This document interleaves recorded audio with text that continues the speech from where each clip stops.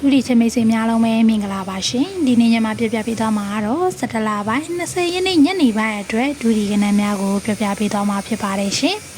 ပထမအဆုံးအနေနဲ့ထိပ်စီးကဏ္ဍတွေကိုအရင်ဆုံးပြပြပေးသွားမှာဖြစ်ပါတယ်1ရက်6ရက်3ညရက်ဒီသုံးလုံးပေါင်းစင်ဟာခွန်ထိပ်စီးရပါမယ်ခွန်ရဲ့ပါဝါကတော့2ပါ2ရဲ့နှက်ခတ်ကတော့3ညဖြစ်ပါတယ်ရှင်ခွန်နဲ့3ညဆိုပြီးတော့ရပါမယ်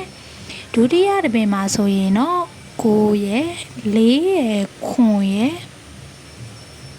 ဒီသုံးလုံးပေါင်းချင်းဟာတော့3ညထိပ်စီးရပါမယ်3ညရဲ့ပါဝါကတော့5ပါ9ရဲ့နှက်ခတ်ကတော့ခွန်ဖြစ်ပါတယ်ရှင်3ည5ခွန်ဆိုပြီးတော့ရပါမယ်နောက်ဆုံးတစ်ပင်မှာဆိုရင်တော့4ရယ်8ရယ်9ရယ်ဒီသုံးလုံးပေါင်းချင်းဟာတော့9ထိပ်စီးရပါမယ်ရှင်9ရဲ့ပါဝါကတော့4ပါ4ရဲ့နှက်ခတ်ကတော့6ဖြစ်ပါတယ်9 4 6ဆိုပြီးတော့ထိပ်စီးကဏ္ဍ3လုံးရပါမယ်ရှင်အခုဆက်ပြီးတော့အပေကဏ္ဍတွေကိုပြပြပေးမှာဖြစ်ပါတယ်8ရဲ့9ရဲ့ဒီနှလုံးပေါင်းချင်းဟာတော့9ထိပ်စီးရပါမယ်9ရဲ့ပါဝါကတော့3ညပါ3ညရဲ့နှက်ခတ်ကတော့ခွန်ဖြစ်ပါတယ်ရှင်9 3ညခွန်ဆိုပြီးတော့ရပါမယ်ဒုတိယတစ်ပင်မှာဆိုရင်တော့9ရဲ့4ရဲ့ပေါ့နော်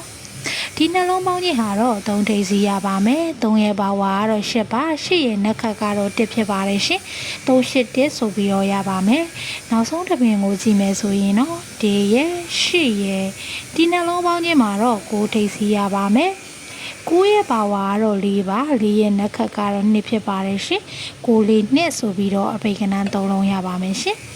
အခုဆိုရင်ထိပ်စီးကဏ္ဍ3လုံးနဲ့အပိတ်ကဏ္ဍ3လုံးရသွားပြီဖြစ်ပါတယ်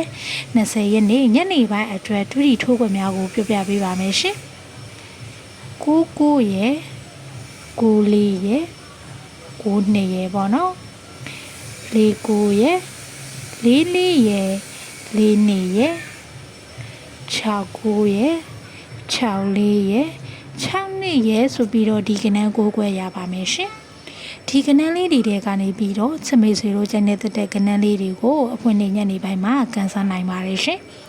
ဒီကဏ္ဍလေးတွေကညမရှာဖွေတွေ့ရှိထားတဲ့ကဏ္ဍလေးတွေဖြစ်တာမို့လို့ချမိတ်ဆွေတို့ကျန်တဲ့ဆိုရင်တော့ကန်ဆယ်နိုင်ပါတယ်ရှင်